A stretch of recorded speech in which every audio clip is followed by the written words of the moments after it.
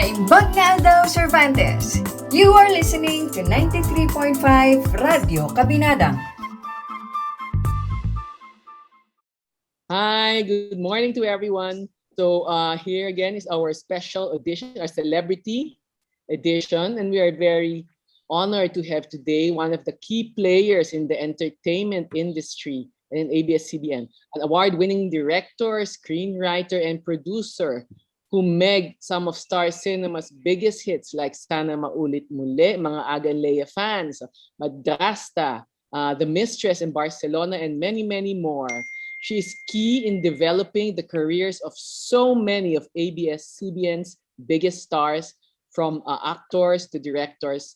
People like Katniel, John Lloyd, Bea Alonso, revived Sharon Cuneta's career. And then she's also the mentor to other award-winning directors and writers like Kaya Molina. So mga Cervantenians and mga nanonood sa FB Live, we are so proud to have with us the very well-loved managing director of ABS-CBN Film Productions, my dear, dear, dear, dear friend, Director Olivia Lamasan. Hi, Leb! Hi! Magandang hapon. Ay, magandang umaga sa inyong lahat. Sa inyong lahat na nandyan sa Cervantes. And good morning, Ma'am and Direk Rory. Thank you very much for having me here. So, for whatever it is, I'm excited na makipagkwentuhan sa inyo. So thank you again, Direk, for being here with us. We have many questions lined up for you. So I hope our listeners are all excited to hear your answers and gain wisdom from all your experiences, your vast experiences. So first question, Madam, have you been to Ilocos Sur, Ilocos Norte? The only time that I was in Ilocos was to take a flight, going to Batanes. So, hindi ko siya talaga na fully experience pa ang Ilocos. Pero vicariously, yes, through the movies done by Direk Rory here. Roars, di ba? Yung Judy Ann Rico yan movie na ginawa nila sa Ilocos, di ba? Yan yung kailan kita hihintayin. And then the other one, yung Mario Maurer and Erich Gonzalez, Suddenly It's Magic. Yeah. And then, And then now, sa lahat ng mga pictures na sinishare niya sa amin ni Malu, yung the beautiful sights of Cervantes, the fantastic views of the mountains, yan. Yes. So, yan ang aking experience dyan. But I would love to one day, yes. And one day, I hope you can come and see the beautiful mountains here in Ilocos region. I'm sure you would love it here. And Direk, kamusta naman po ang entertainment industry right now? What can we expect in the next 2 years? Well, ano ba, Roars? Bakit ka napunta dyan, Roars? May kinalaman ba sa nangyari sa entertainment industry? But anyway, all of us know naman that COVID-19, di ba, has affected many industries. And our industry was not spared. Ako, I will speak for the movies, kasi movies naman talaga aking concentration, being now the managing director of ABS-CBN Films, with Star Cinema and Black Sheep. So yes, we are very much affected by the pandemic. Because of it, nagsara ang mga sinehan. At ang mga sinehan is the primary distribution platform of our movies. So, hindi lang naman kami affected dito sa Pilipinas, pero buong mundo. Kumbaga parang nawalan ka ng lugar kung saan mo ipapakita ang mga produkto mo. So, that's one. Pero sa pagkakasara naman ng pandemya, humanap kami ng ibang paraan. And we discovered that a new way is to go through streaming, digital streaming. Kaya kami nagkaroon ng Cine Express, which is the digital streaming and pay-per-view platform of ABS-CBN Films. So under Cine Express, you will be able to access the new movies that we're doing or that we're producing through its many platforms like KTX.ph. Meron dyan yung I Want TFC, IPTV, TFC of Global.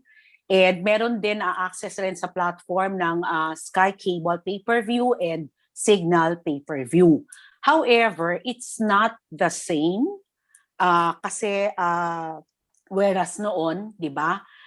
Siguro ang pinakamalaking epekto yung revenues, no? It's not only the experience of viewing but also the revenues kasi 'di ba kailangan mo naman kitain kung ano man yung inilabas mong kapital. Kailangan mo kitain para makapag-produce ka pa ng marami pang mga pelikula. So, malaki yung pagkakaiba because sa sinehan, ang binabayad mo para sa isang ticket, 'di ba? Para sa isang tao lang.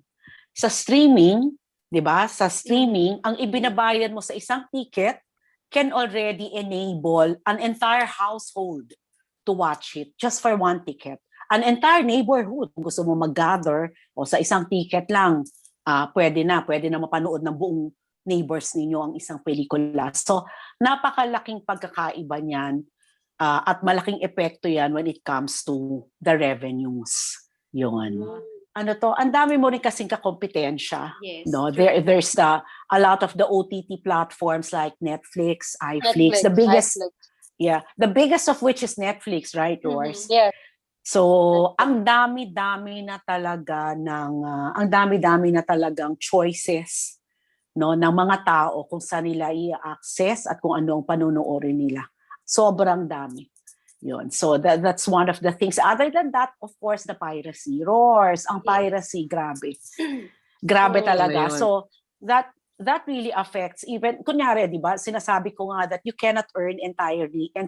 Hindi mo makukuha lahat ng kapital mo sa streaming. Kunyari sa sine, hindi mo makukuha. Kasi konti lang, isang ticket kasi enables a lot of viewers already, no, sa streaming. Tapos may kakompetensya ka pa na pirates. Nakakalungkot kasi at saka wala silang remorse. They take so much pride and to them it's a status symbol na makapag-pirate ng pelikula. Yun. And worse is that they're also creating business out of it. No, bibigyan kanina ng link. So kung kami nagcha-charge ng 150, 200 or 250 sa Cine Express, sila magcha-charge sila ng 5 pesos, 10 pesos. Yeah. That's the state of the movie industry. So sa TV naman, alam naman siguro Leslie, no, kung anong nangyari sa aming beloved network ni Direk Rory. It was shut down by the government.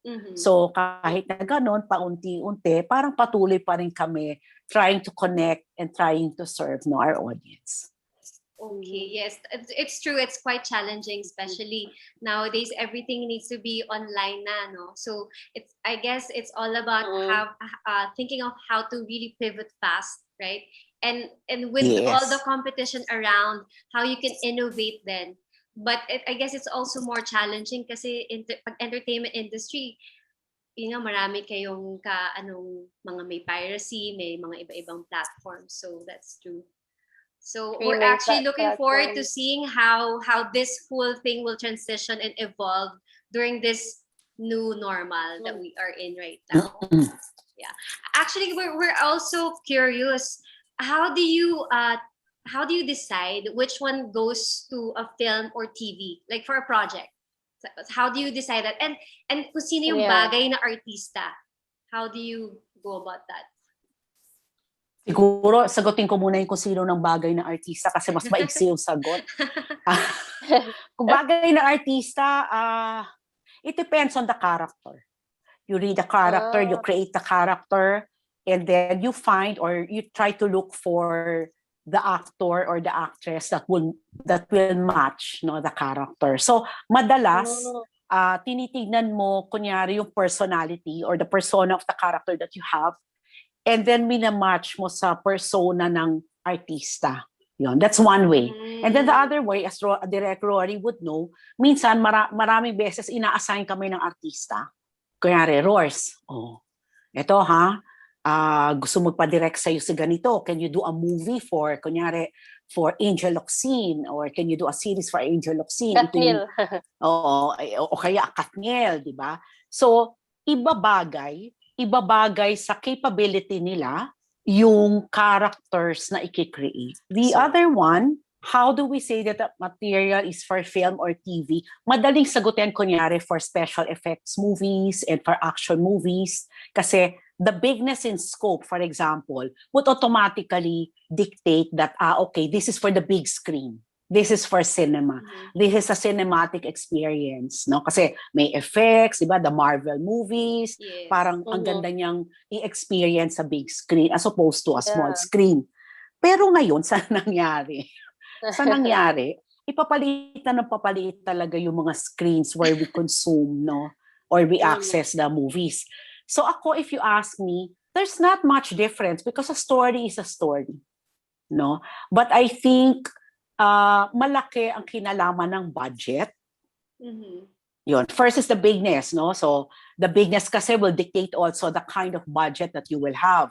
Special effects movies, action movies, naturally, no, will necessitate big budgets. Kasi malakihan yan, malaki talaga ang gastos. So yun. But for simple dramas and romance, parang ganyan, a story siguro that would require, no, that you tell it, that would necessitate that for you to have several locations, baka yan, that's something that would dictate na, okay, ito pang pelikula o ito pang TV. Kasi syempre, ang pelikula supposedly has a higher budget than television for the simple reason that you pay. 'Di ba? Ang pelikula kasi inaano mo ang tao to pay for that experience. Ang TV, it's there for free. Sa akin, pag tinanong mo ako ngayon, what's the difference? It's how you tell the story. Storytelling ang affected. Kasi parang pare-pareho na lang yung bigness ng screens, no? You can watch it in a cell phone. So, yung form kasi, pag TV kasi, di ba, it's for free, and therefore, you get your revenues or the money that you use to produce the show through your brands, no, or commercials.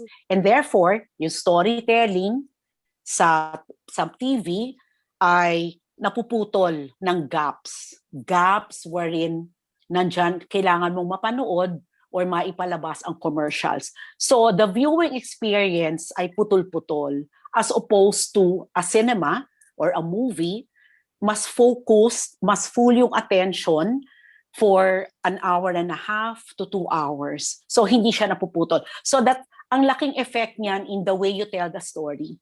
Yun. Sa TV, dahil alam mong may gap, no? Dictated ka for 1.5 hours by commercial gaps. So alam mo na in 5 sequences, maggagap ako.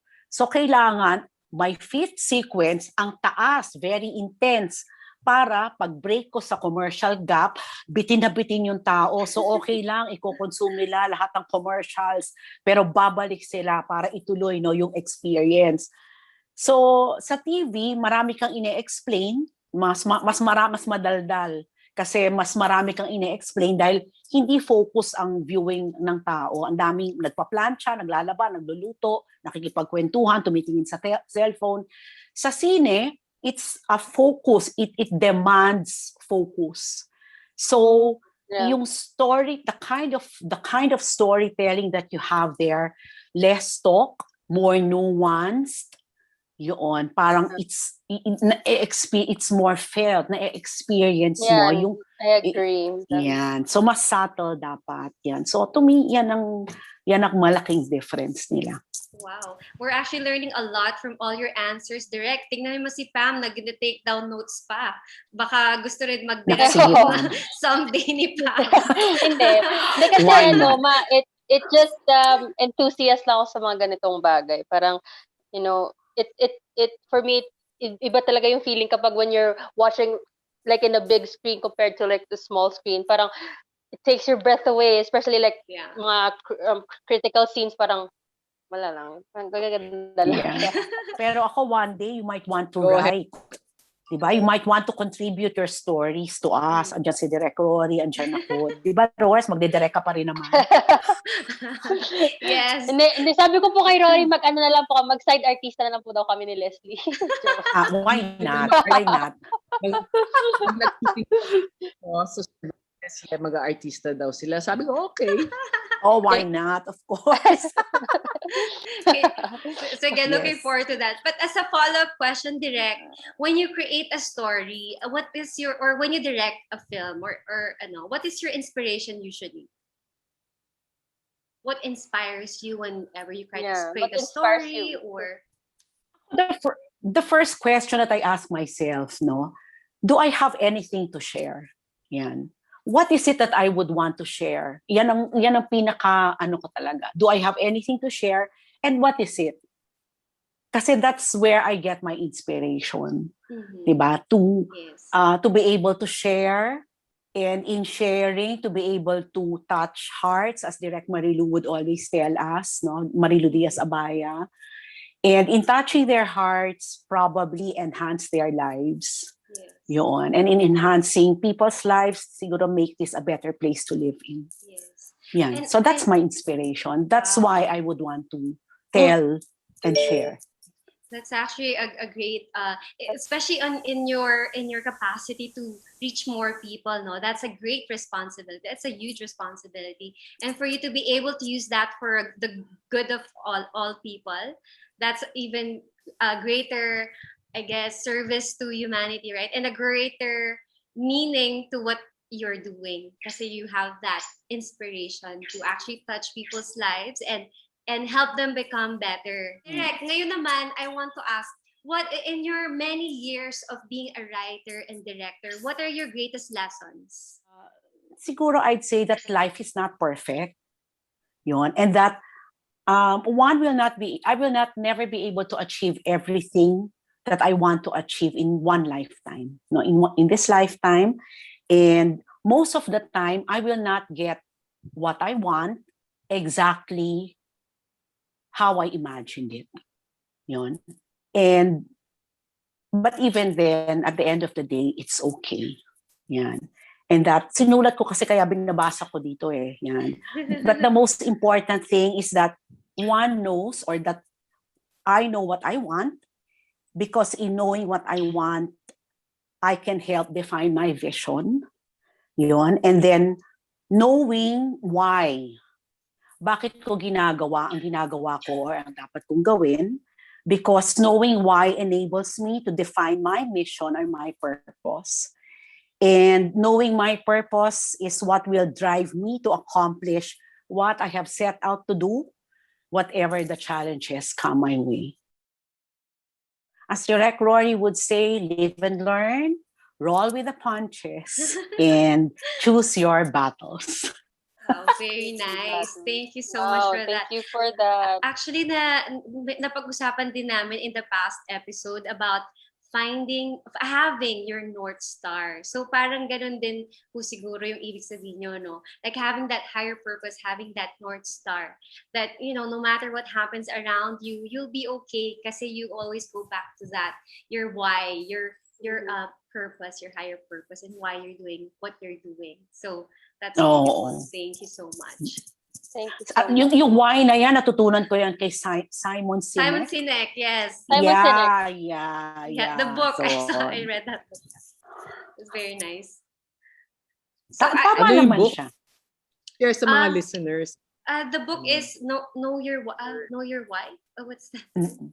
What? Know Your Why. Parang Knowing your why. Knowing your why. Knowing your why. Knowing your why. Okay. Kamusta naman po yung buhay nyo kumpara nung may COVID at walang COVID?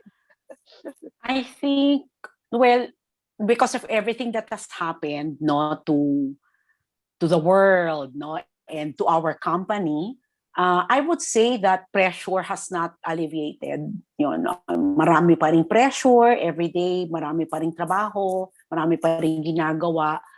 Pero siguro, ang pinaka nag-iba is now I have more time with my family. If there's anything that I look forward to every day, it's sharing lunch with them. Mm-hmm. Yun. So, and then ngayon, ito, marami kasing pros and cons. Kunyari ito, I get to know a lot of people kahit saan ka mang bahagi ng mundo. We're able to communicate, we're able to connect. Pero the touch, I'm a very touch person, parang yun ang nawala, hindi ko magawa iba. So may mga limitations din. So, yan. So ako mahag, di ba, Roars? Mahag akong tao, ma-touch akong tao. So, isa yan sa malaking pagkakaiba. That's probably your love language, the physical touch. Yes, the Like, physical you like touch. Yeah. Pero ngayon kasi nakakapag-exercise ako. So, siguro yan talaga. I get to walk around every day, every morning, something that I was not able to do before. Kasi di ba dati meron kang time sa traffic. Yun. Pero, so ngayon natuto talaga ako to have time to devote for my health and myself. Yan. Wow. So I'm very happy to hear. Very happy to hear that, Led. Kasi sobrang busy at sobrang pressured si Direk Olive eh. Diba? Gumigising 4 a.m., 5 a.m. para magbasa ng mga scripts. So, when you're saying now that you have time to exercise, spend time with your family, that makes me very, very happy. May silver lining. Oo, talaga. Silver lining. And that's when yung walking around the subdivision that I say my prayers and talaga parang it helps me. Pa nakikita ko kasi yung mga bundok, yung clouds, yung ganyan, you get to smell the flowers. Totoo yan yung kabaduyan na ano na yan. Pero totoo when I see the birds, 'di ba? When I feel the air, the breeze on my skin, talaga I learn to be very, very grateful. Yun. Diyan ko talaga naiisip na despite all the challenges, napakarami talaga na po pwede natin maging grateful for in life. Actually, napansin ko, Direk, isa yan sa parang common na realization ng mga nakakausap ko. Yung gratitude. This COVID experience really made them realize that they have so many things to be grateful for, especially when you are forced to stay inside and going back to basics sort of. Kasi the usual things that you used to be busy with before, na hindi mo na magawa. Pero even if di mo magawa lahat yun, you realize kung ano talaga important, which is like what you said, spending time with your family or others, having the opportunity to have lunch with their loved ones or having a walk and listening to the birds or something like that. So noticing the beautiful things in life, the small things that we always take for granted, and having that grateful heart. So I think yun naging common denominator. Kayo Leslie and Pam, how is life different there, now that you're there and when you guys were still here? Actually, it's very, very different. It's different. 180 lifestyle change. Because when I was in Manila, it's a very, very different life for me. I had a very social, very active social life, very active work life, very active everything life. And then now that I'm here, even though it's not busy in terms of socially busy, of course, I get connected online also. And it's just different because there's just so much peace and serenity here. And I still get to do the things that I do. Like, for example, in terms of work, everything's online anyway. But nadagdagan lang ng pure energy, fresh air, beautiful views. Actually, yung view ko right now, yung katulad ng view ni Rory sa background niya, ako nandun sa harapan ko yan. Nakikita ko ako nasa loob. Ako nasa loob. Puro bundok. Pag nasa Manila ka, pagtingin mo dito building, pagtingin mo dyan tao, pagtingin mo dito building. So, that's one of the main things. So, ikaw, Pam, ano ikaw ba sa'yo? Naman, Pam. Me, it's priceless being here kasi I get to, I know I've been living in Manila for so long, and I live like independent. So here you get to talk to a lot of people. You get to to get to know them, and it surprises me kasi I learned so much. I learned so much from even just talking to Rory or to Leslie and to the people around here, and especially clean environment. Parang iba talaga kapag nature po. So that's one thing that I'm really grateful for. And now, who could have thought? I'm a dentist po kasi direct. So who could have thought that I'd be on a radio show with Rory and Leslie and interviewing you. Like I just used to like watching your movie Barcelona, I really like it. And now the director, like, wow, like, I'm so thrilled. Like, thank you so much po talaga. So, Wow. yun. Ang nakakatuwa because lahat kayo pare-pareho ng sinasabi. It mirrors what Rory has shared to us, no? And ako I Yes. always tell Rory, I'm so happy for her that she has found heaven on earth. Yes. Actually, Direct, it also... Yeah, and I really hope Go I ahead, really Ron. hope you can come and visit. Yes!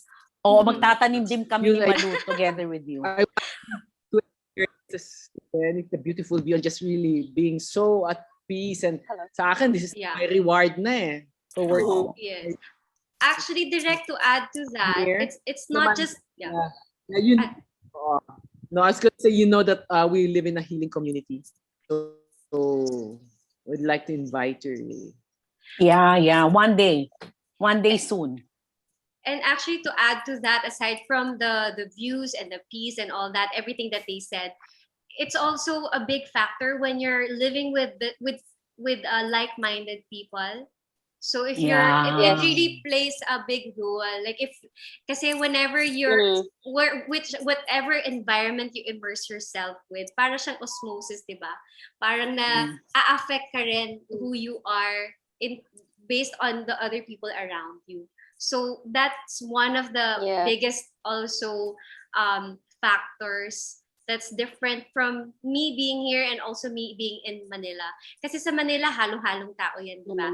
So dito, we all have like some similarities on about certain virtues and values that we hold dear to us. And plus, the virtue of service, having heart of service, being able to help people. That's also a big thing that we also value here. So it's nice to be surrounded with people like that. And like what Rory said, we're also healers here. So what better place, what best place to be in, but a place of healing. During the pandemic. And like, for example, Pam, she's a dentist. She's also our dentist here. For me naman, I've been a real estate broker for a long time, and I still get to do my real estate business even if I'm here. So it's just about totoo? Yes. Wow, great. Yeah, so it all depends on how people can I guess pivot their business to, if they can do it in like in a rural setting, that would be great, diba? Kung pwede namang online lang, that would be great. At least you have you live in a more sustainable community, fresher air, more peaceful environment. So in addition to that din po, Direk, madami din po kasing mga things na ginagawa dito. Not just being a dentist, kasi you can't be a dentist like 24/7 sa gabi, ganun. But every other day, like me, I do construction work. Like you've seen it, Rory. Construction work. Yeah, so po. And I really like it because like you get to manage some people, and like I learned a lot talaga po. Kaya yun lang masasabi ko. This whole journey of being, I've grown a lot. So yun po. Tayo sa susunod na tanong at mukhang ikaw na nag-i-interview sa Kaya parang ikaw na po nag-interview sa amin, Direct Olive. Okay, next question na po tayo. Next question. Ano po yung ano ang definition niyo po ba ng success before COVID is the same as definition niyo ngayon? So ang definition ko noon talaga, success defined by fortune and fame. Yan. Kasi yan rin naman talaga ang definition ng aking mga magulang for us. You need to be successful. Ang successful ka kapag may pera ka. Successful ka kapag may nagkaroon ka ng pangalan. In whatever field you may find yourself in. So that's their definition of success for us, which I myself adapted. So yan ang akala ko talagang success, no? And to a certain degree, I achieved it. No, nagkaroon ako niya na may money, meron ako magandang hanap buhay that enables me that provides me good amount of money, and siguro a certain degree of popularity, no. Very But- popular po, Direk. Very Ay. popular. Yes. Pero when you reach that kasi, parang that's not all to it. Kasi ako ngayon talaga, ang definition ko of success is being able to define what I want, no? And being able to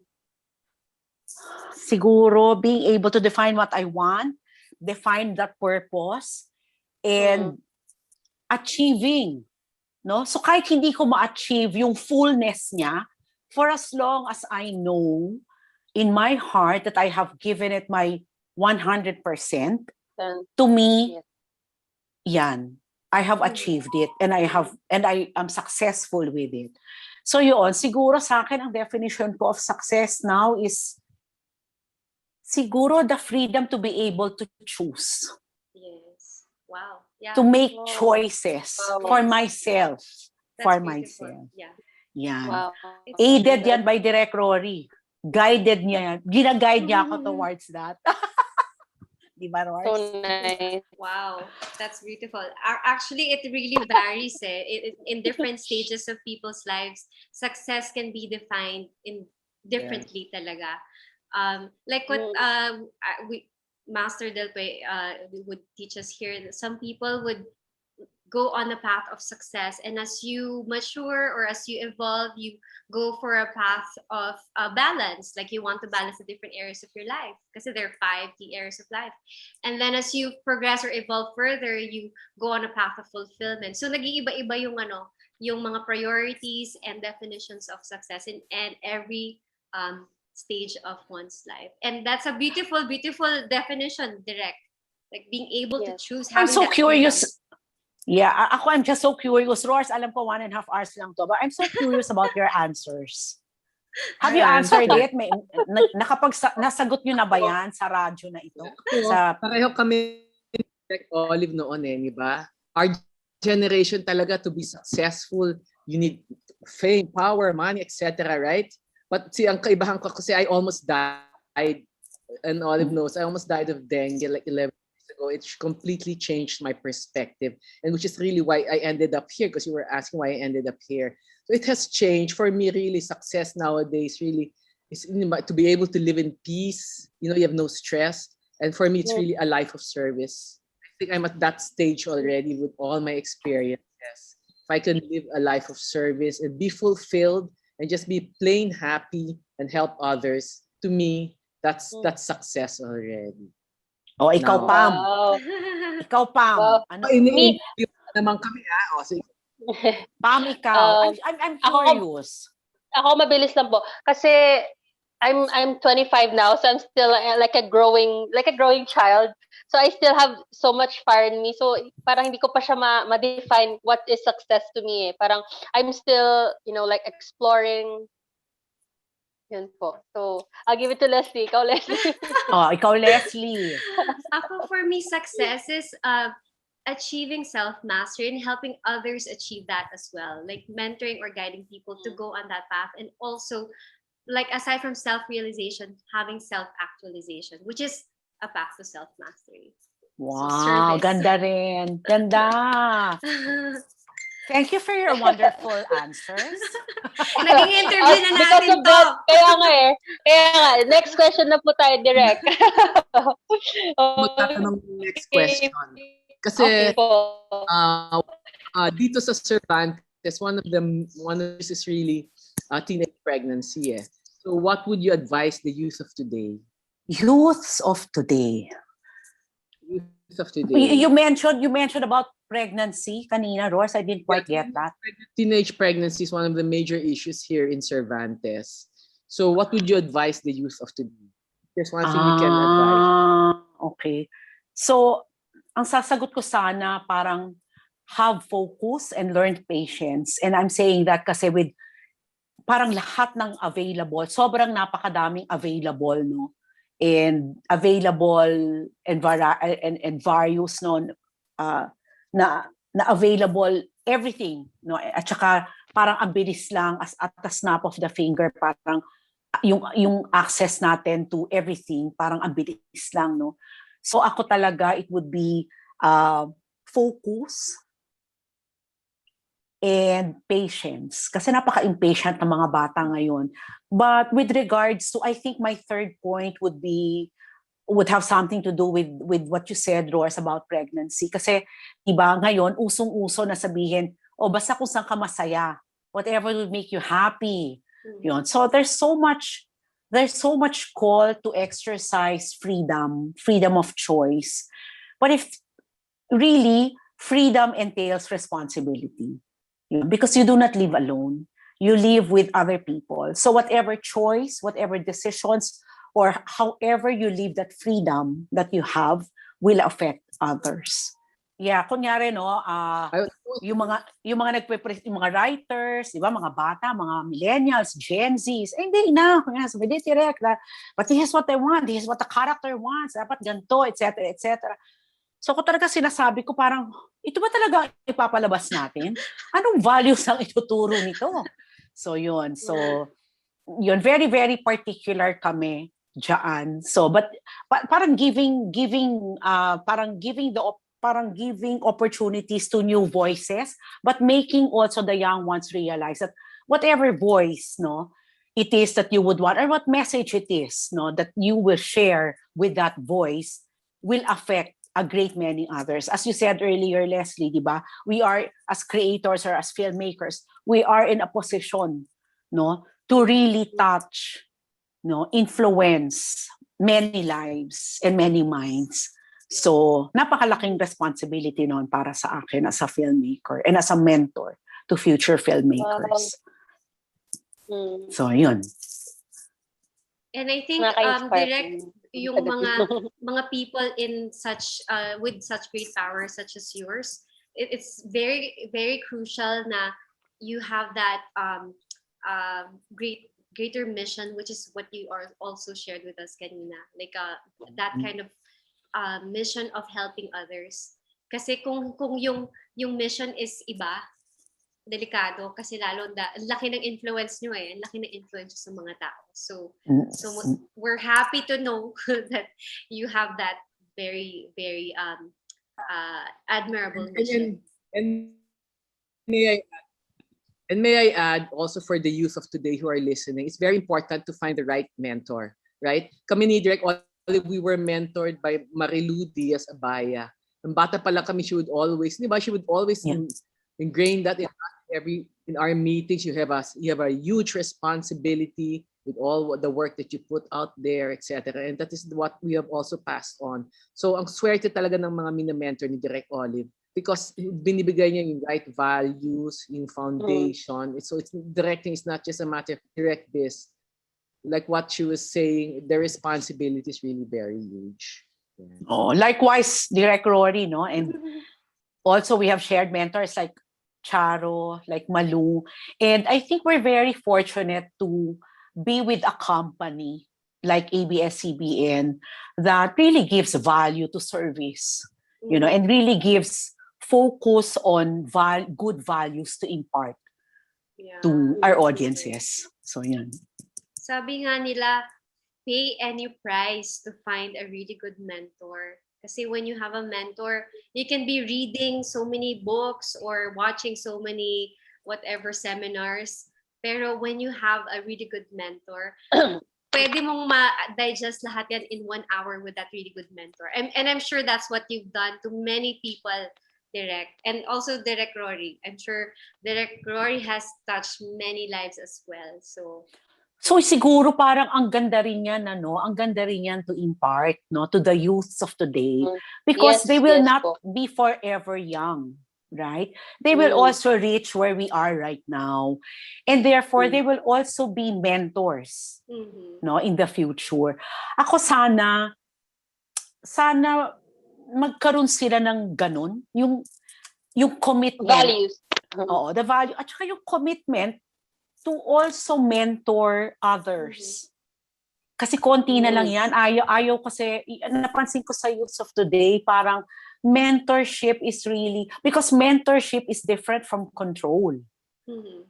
Controlling and dictating what you know. Mentorship is really more of guiding and allowing, di ba? kung ano ang essence mo to come forward. Yan ang mentorship. So, napansin ko sa mga kabataan ngayon, medyo natatakot sila kasi may responsibilidad to mentor, no?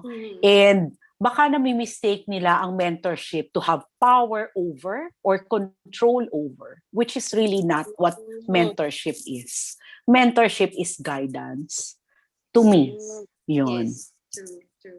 Well, baka in one of your shows, direct, you can depict that maybe, like the importance of mentorship in one of the stories, di ba? Para people can see the importance. Tama. Yeah. I will take note of that, Leslie. And in future works, we will be able to share that. I'll make sure. Pwede pong magpo-mentor, joke.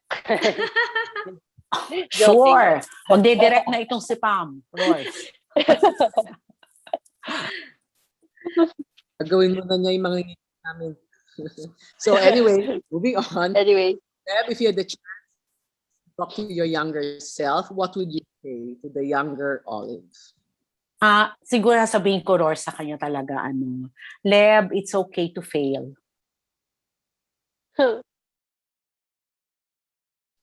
It's okay to fail. It's okay. Because I've lived my life, trying to achieve and be perfect in whatever it is that I do. No? And yun. But early on, also, because of what the universe has served me, I've eaten many humble pies at an early age. And nung time na yun, syempre sobrang sakit, no? But when I grew older, I was really grateful for the many humiliating experiences that was thrown to me by God, by the universe. Kasi doon ako talaga natuto. Doon ako natuto. And together with my friends, like Direk Rory, Sina Malu, talagang natuto ko sabihan ng sarili ko talaga na it's okay. It's okay to fail. And what's important is that you learn from this failure. Yun ang sasabihin ko, Roars. And sasabihin ko, Roars, that you are very valuable, Olive.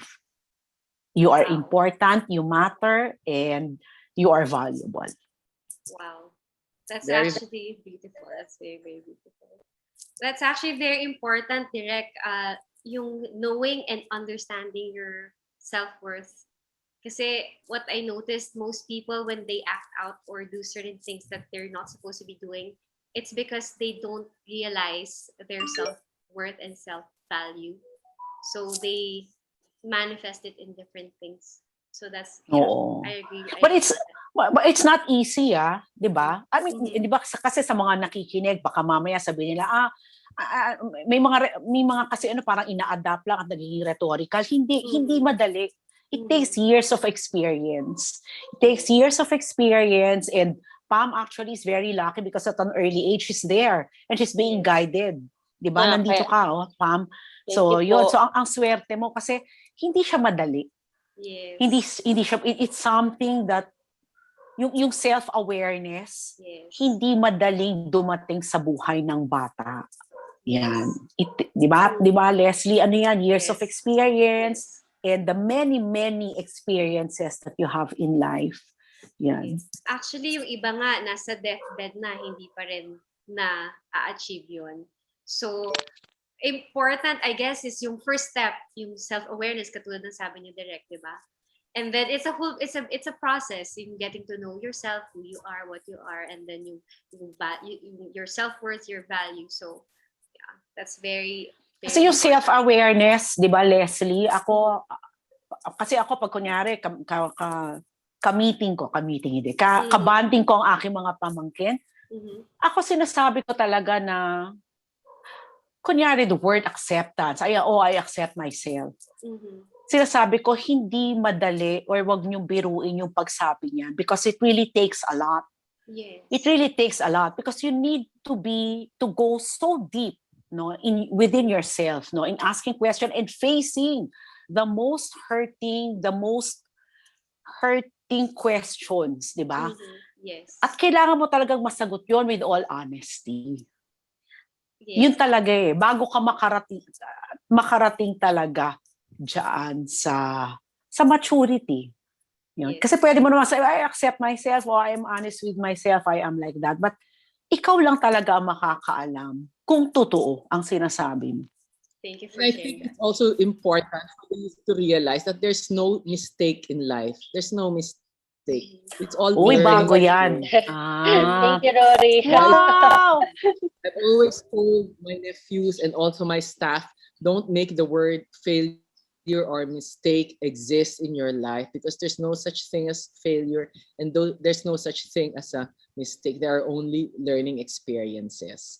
And syempre, Yes. diba, I mean, one of my My mentors once told, one of my mentors, my Reiki teacher once told me that, when we were born, we're really set to learn some lessons, and there's no wrong way. There's only the long way. So if kunwari, you learn something, you didn't learn repeat itself.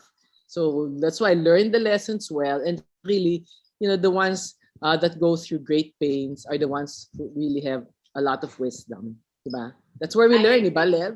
Yes. Yes! I O, agree. tamo, ang ganda, Roy. I love listening to her. I love it. Full of wisdom din si Direk Rory. Actually, Yes. may nakita akong post before. Sabi, blesson. May bagong word, blesson. So, alam niyo kung anong ibig sabihin ng blesson? So, blesson Blessed lessons. it's Yeah. it's either two things. One, there are two things lang naman. Either something is a blessing or something is a lesson. So if a good thing happens, it's you call it a blessing. If something that's not so good happens, it's called a lesson. Kasi you need to learn the lesson of what happened. You don't call it a failure like what the already said, because there's a lesson there. And then if like kunyari may nangyaring good news, oh, it's a blessing. So blesson. Nice, nice. I will take that down. Blesson and Blesson. no mistakes. Yes. No mistakes, Roars. Only lessons. Yes. No So, failure. meron pa bang questions, Pam and Rory, for Direk Yeah. Olive? Sino po yung favorite actor nyo? Actress. Ati na lang yan. Pag pumunta ako dyan sa Cervantes, sabihin ko sa'yo.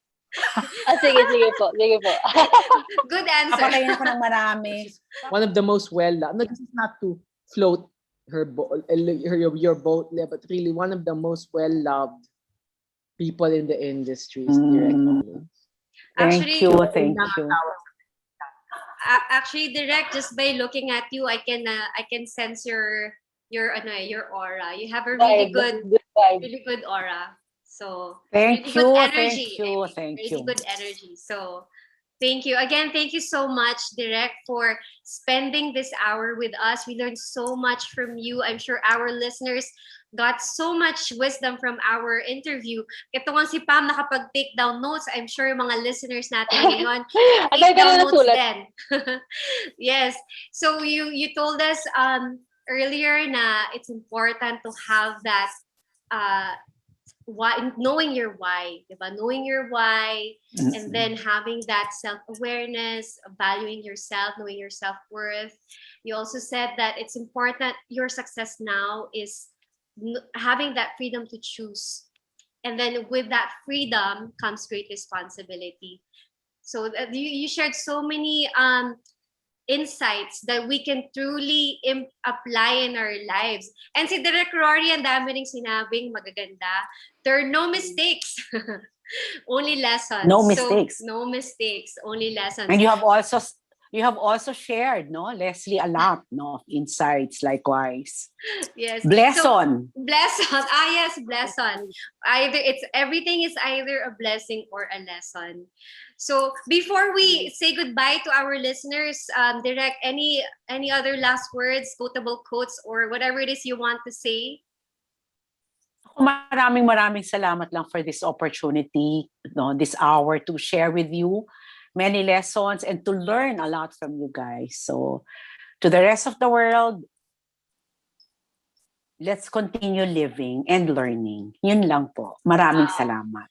Thank you so much. Po. And with that, naimbag na aldaw, Cervantes. Naimbag na aldaw, Cervantes. You are listening to 93.5 Radio Kabinadang.